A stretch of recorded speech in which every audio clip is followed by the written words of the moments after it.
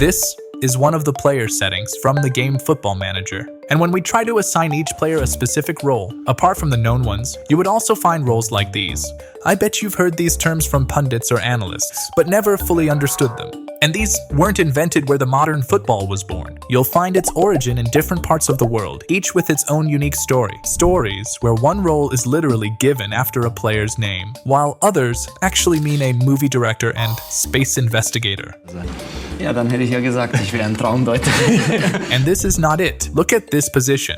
We all know that's a defensive midfielder who are also known as number 6. However, in Old England, this used to be a number 4, while in South America, they are still known as a number 5. So, how did one position got different numbers in different countries? And why did we got so many new and weird roles like these for the same position? To find out, let's go back in time when football had no rules at all. Back then, when you looked at the formations, there was no structure or pattern, just a bunch of attackers chasing the ball back and forth. With football and rugby had only just begun, there was barely any difference between the two. However, by the 1900s, new rules finally emerged to allow both the sports to evolve in their own separate ways.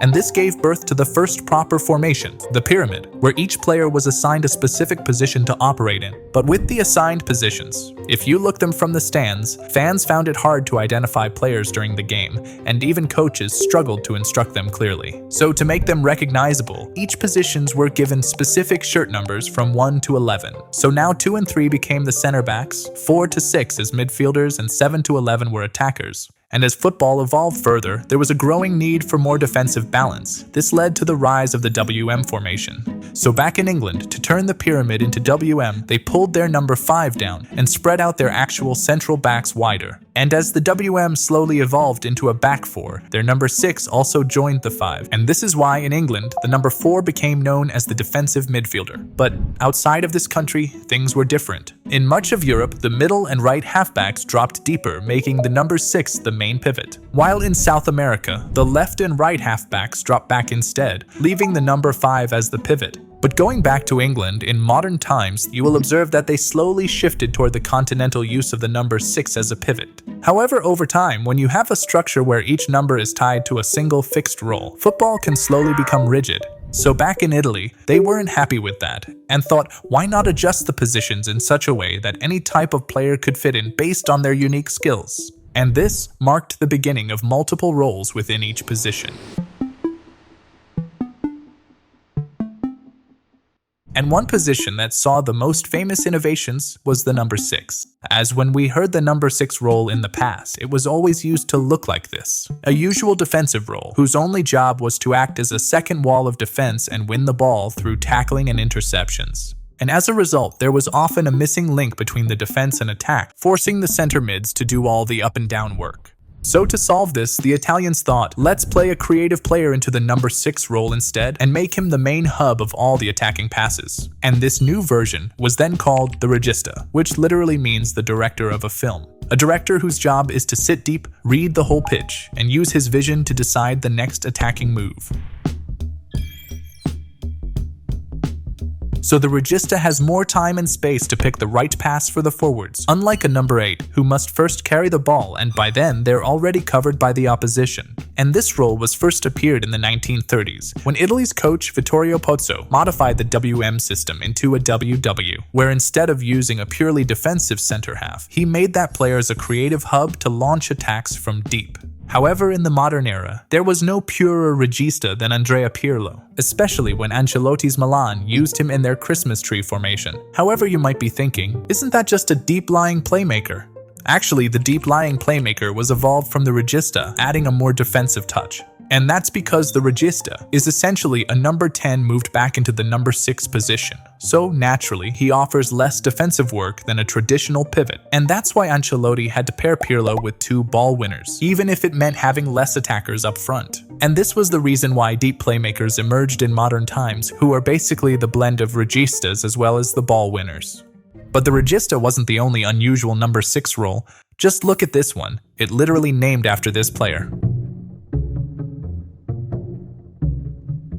To understand this, we need to travel back to Argentina in the 1930s, where this player named Carlos Volante played as a defensive midfielder. But unlike most holding players of his time, Volante had an extremely unusual movements on the pitch, where he could move up like a number 10, drift wide like a winger, or even score like a striker. So when Volante moved to Brazil, many fans and coaches didn't have a proper term for the role he played. So they started calling any player who played in his style, "Hey look, he's Volante." And over time, this name slowly evolved into a generic number 8 role in South America. And when you take this name and translate it into English from Portuguese, it means a steering wheel. So just like a steering wheel guides the car, the Volante could guide the game in any direction with his fluidity. However, due to the roaming nature of the role, it's really risky to leave him as a lone number 6. So you got to turn your number 8 into a ball winner and pair him in a double pivot. And that's why in Brazil they call the roaming one the Segundo Volante and his defensive partner as the Primeiro Volante.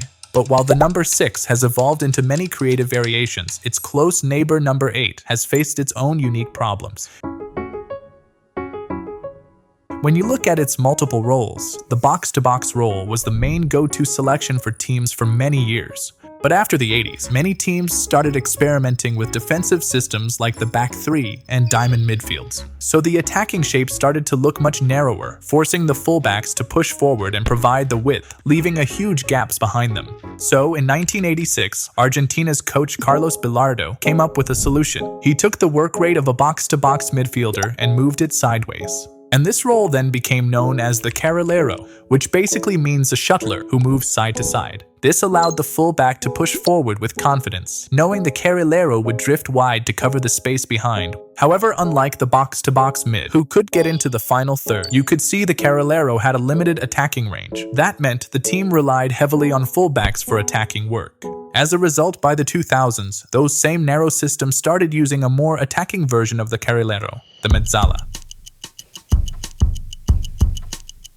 Although first introduced in the 30s with the WM formation, it made a strong comeback under coaches like Conte and Ancelotti in their narrow systems. So the actual translation of Mezzala is half-winger, a player who is neither a winger or a midfielder, but operates in between. And unlike Carrillo, who only moves side to side, Mezzala has an extra forward angles. So you'll see him form rotational triangles with wide players, make underlapping runs to support wingers, or deliver precise passes into the box for the striker. However, the Mezzala doesn't always mean an attacking number 8, as it has multiple variations, especially in Italy. For example, you have players like Milinkovic-Savic who are known as the Interno a Mezzala, a blend of a box-to-box midfielder and a playmaker, while players like Gattuso are called the Mediano a Mezzala, more of a blend between a ball winner and a playmaker. And finally, you have the likes of Di Maria and De Bruyne, known as Enquiries a Mezzala, which only does the playmaking job like a number 10. And this makes you wonder, is this just another version of the number 10, or is the actual number 10 role entirely different?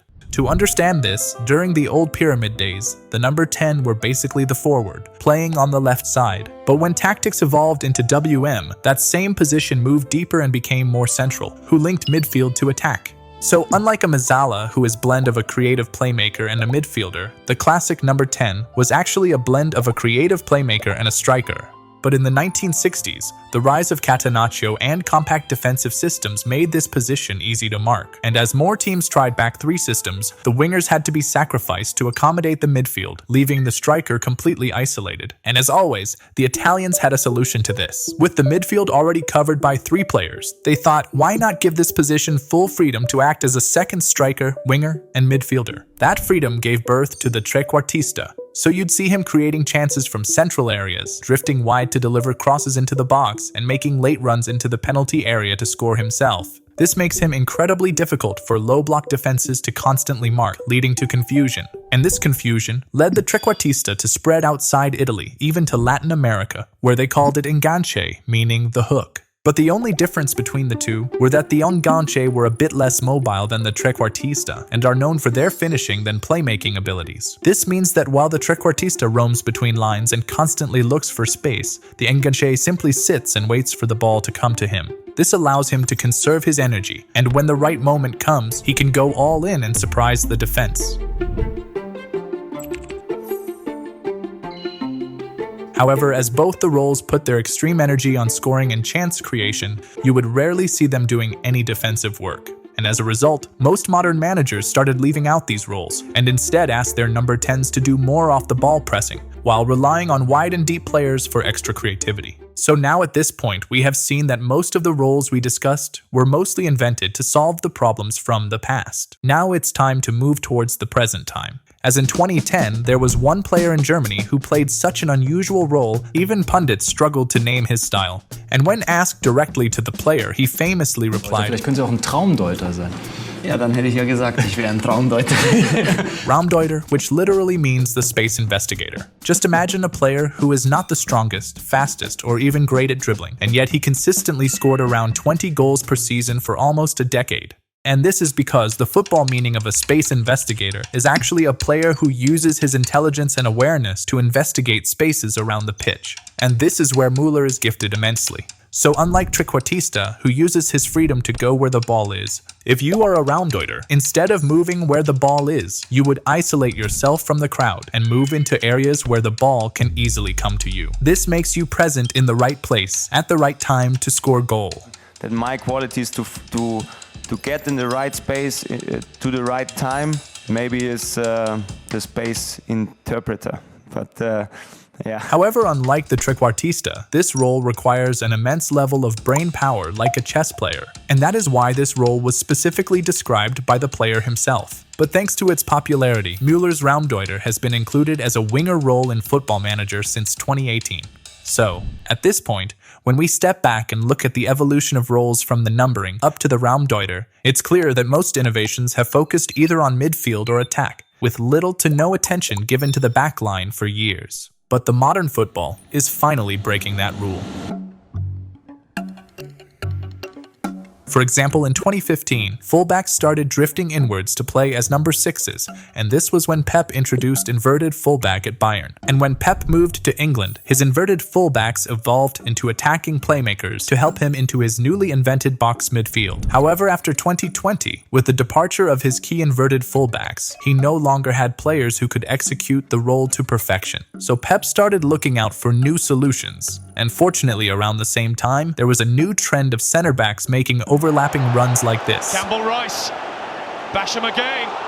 And this was introduced by Chris Wilder's Sheffield in his back three system. So Pep saw this idea and thought, let's make one of my center backs to do a similar job like a box-to-box midfielder. A center back who could push high into the final third and join the midfield box, but still drop back quickly when defending. And when you compare the movement angles of the inverted fullback with this role, the center back can return to his original position much faster than him.